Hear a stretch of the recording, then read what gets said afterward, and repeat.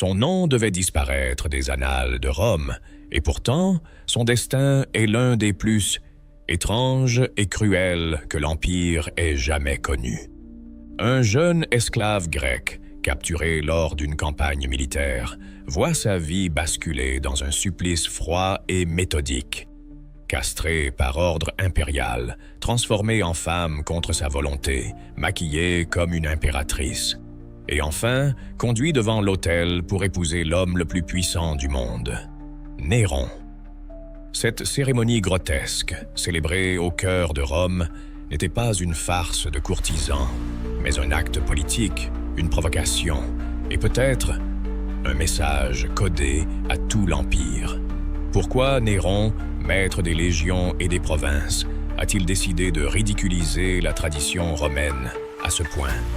Sous le ciel éclatant de l'Hellade, alors que les théâtres résonnent des odes et des concours que Néron s'acharne à remporter comme s'il était un nouveau dieu Apollon, un autre spectacle, plus discret mais infiniment plus lourd de conséquences, se joue en coulisses.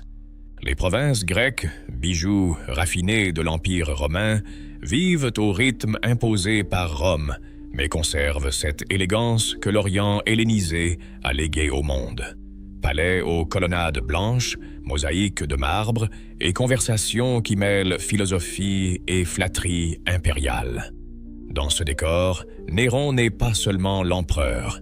Il se veut artiste, poète, chanteur, acteur, juge et vainqueur de toute scène.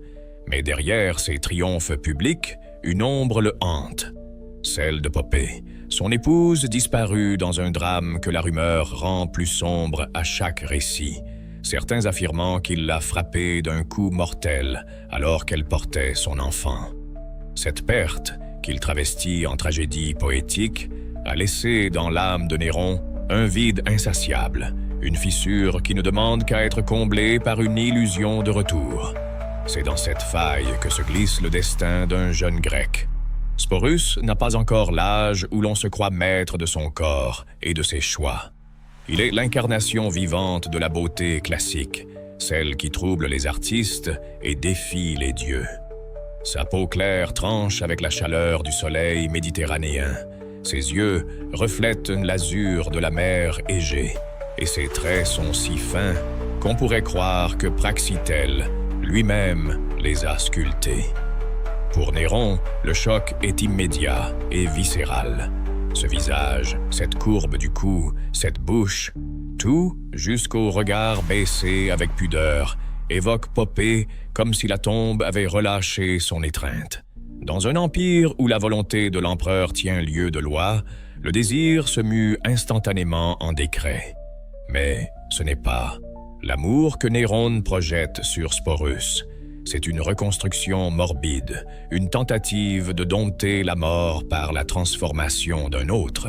Les dignitaires qui l'entourent comprennent vite ce que cela signifie. La beauté du garçon doit être préservée, figée, contrôlée. La masculinité, jugée incompatible avec ce projet, sera effacée dans le sang et le silence. L'ordre est donné avec la froideur bureaucratique qui accompagne les exécutions. Sporus sera castré. Aucun cri ne franchira les colonnes du palais, car dans l'Empire, certaines violences ne font pas l'objet de discours. Elles se transmettent par le frisson qui parcourt l'échine des témoins. Dans les rues parfumées d'encens et de vin doux, la foule continue d'applaudir les poèmes de Néron. Ignorant qu'à l'abri des drapés pourpres, un corps est déjà condamné à être modelé comme une statue vivante, à incarner pour l'éternité une ombre du passé impérial. Ce n'est pas une romance qui commence, mais une captivité où la chair devient un outil de mémoire et où l'histoire se prépare à plonger dans l'une de ses pages les plus troublantes. Dans le silence étouffant d'une chambre close, éclairée seulement par la lueur tremblante des lampes à huile, les préparatifs se font avec la précision d'un rituel religieux. Mais ici, les dieux ne sont pas invoqués. Seul le caprice d'un homme dicte les gestes. Les médecins impériaux, habitués à panser les blessures des gladiateurs ou à prolonger la vie de sénateur goûteux, s'avancent cette fois vers une tâche qui n'a rien de thérapeutique. Leurs mains tremblent à peine, non par compassion, mais par la conscience aiguë de servir un désir qui ne tolère ni hésitation ni échec. La castration de Sporus n'est pas une simple mutilation, c'est une refonte délibérée de son être, une métamorphose imposée, où chaque incision est pensée comme un coup de ciseau sur un marbre vivant. Lorsque le sang se fige et que la plaie est bandée, l'adolescent ne sait pas encore que son corps ne lui appartiendra plus jamais. Les jours suivants, la transformation se poursuit. Le visage poudré pour effacer les ombres, les lèvres rehaussées de rouge, les cheveux peignés et parfumés au nard, les ongles polis jusqu'à briller. Des mains expertes drapent sur ses épaules des tuniques de soie aux couleurs profondes, ajustent une ceinture d'or, fixent aux oreilles de lourdes boucles serties de pierre. Mais le plus troublant n'est pas dans les étoffes ou les parures.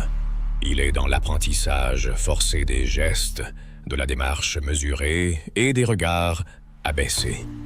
On le corrige s'il marche trop vite, on le reprend s'il parle avec trop d'assurance, comme si le langage de son corps devait être entièrement réécrit. Bientôt, on ne l'appelle plus Sporus. Dans les couloirs parfumés de la Domus Aurea, les murmures osent déjà Poppée Augusta. Ce nom, porté comme un titre sacré par l'ancienne impératrice, est désormais plaqué sur cette silhouette nouvelle, offrant au public une illusion grotesque de résurrection. La rumeur se propage à travers les salles du palais, gagne les forums, franchit les casernes. L'empereur a fait renaître Poppée, non par miracle, mais par profanation. Les sénateurs, d'ordinaire prompts à polémiquer, restent muets. Les vétérans des campagnes germaniques serrent les poings. Comment concilier l'image du princeps, chef des légions, avec celle d'un homme qui expose un adolescent travesti comme une épouse impériale? Pourtant, dans cette Rome où une parole mal pesée peut valoir la mort, le silence devient la première des vertus.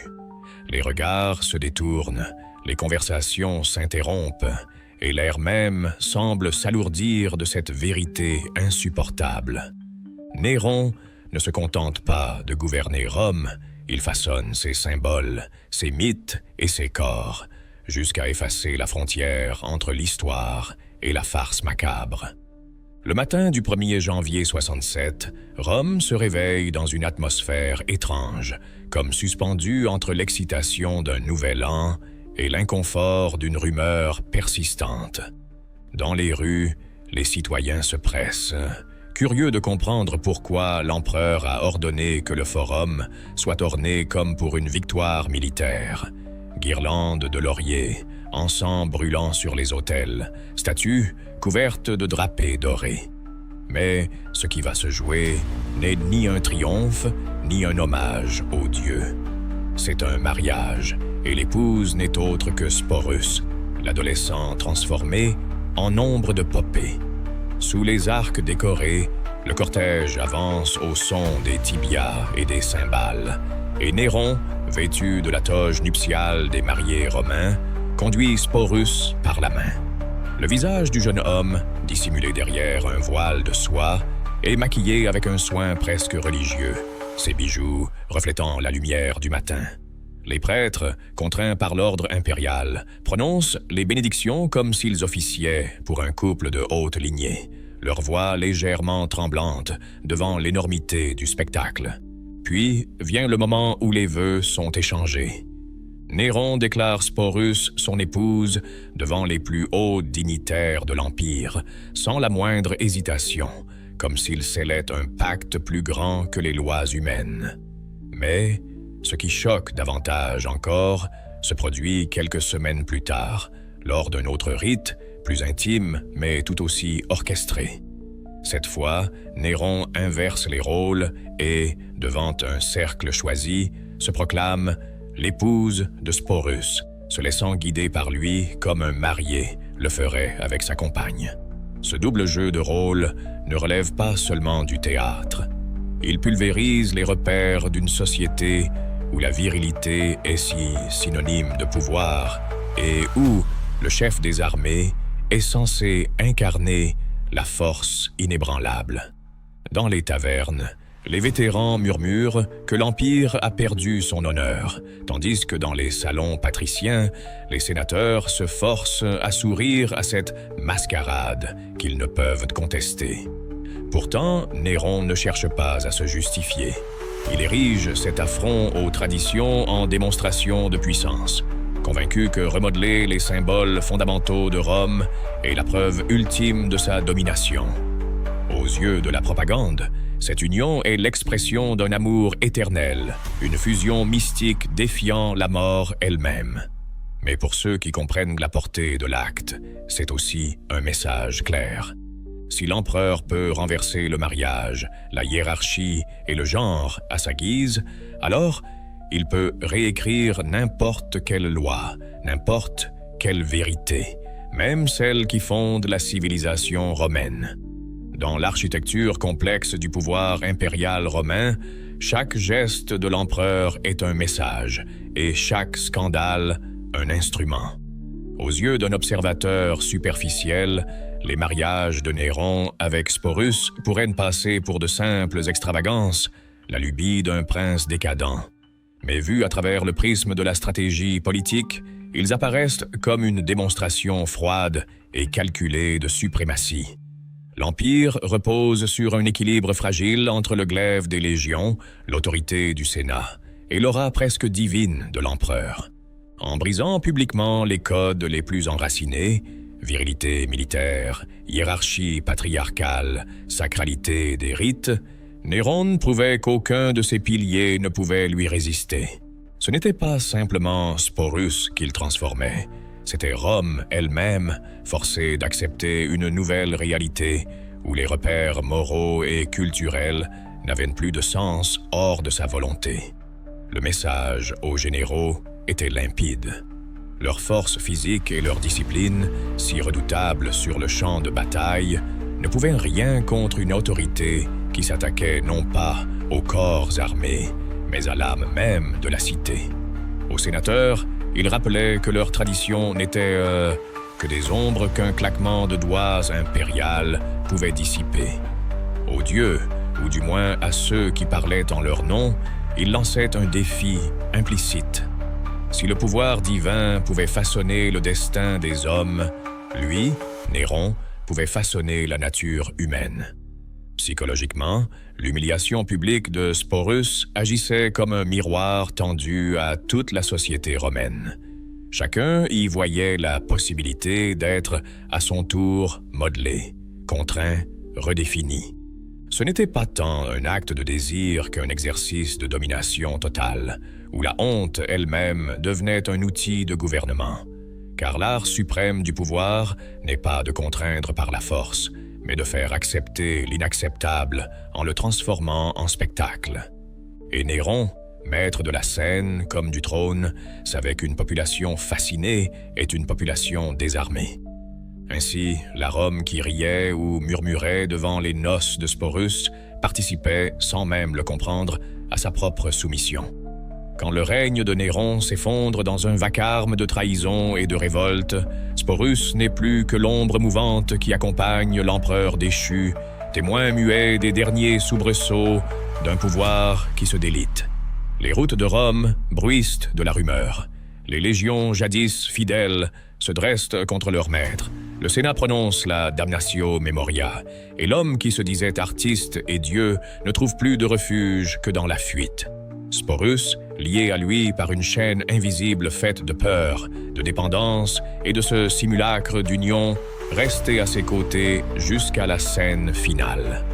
Néron, acculé, se perce la gorge d'un coup de poignard, arrachant à Sporus le seul protecteur qu'il ait jamais connu, malgré la nature perverse de cette protection. Mais l'Empire, avide de récupérer ses trophées, ne laisse pas longtemps l'adolescent dériver. Nymphidius Sabinus, préfet du prétoire au sourire carnassier, s'en empare comme on revendique un butin rare. Ce n'est pas l'amour qu'il convoite, mais le symbole. posséder ce que l'empereur a façonné, rejouer à son profit la comédie macabre qui avait hypnotisé la cour. Sabinus, sûr de son ascension, annonce presque publiquement qu'il fera de Sporus son époux, comme pour revêtir le manteau de Néron et en absorber l'aura. Mais Sporus, désormais marqué par les cicatrices visibles et invisibles des années passées, connaît trop bien le prix de ce rôle. L'idée de se voir encore transformé en trophée, promené comme un signe de victoire, ravive en lui la brûlure de la mutilation première et des humiliations répétées. Cette fois, il n'y aura ni docilité ni soumission. Dans le silence de ses appartements, loin des regards curieux, il choisit de briser le cycle par le seul acte qui lui reste: refuser d'être vivant pour autrui. La décision est froide, calculée, presque romaine dans sa logique. Mieux vaut sauter la vie que de la laisser être l'instrument d'un autre.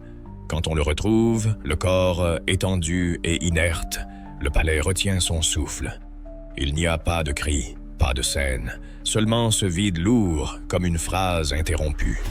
Et pourtant, dans ce silence, son histoire hurle encore, celle d'un être réduit à une effigie vivante par deux hommes obsédés par leur propre reflet, broyés par un pouvoir qui ne se contentait pas de vaincre sur le champ de bataille, mais qui cherchait à conquérir l'ultime territoire, l'âme et le corps d'un individu.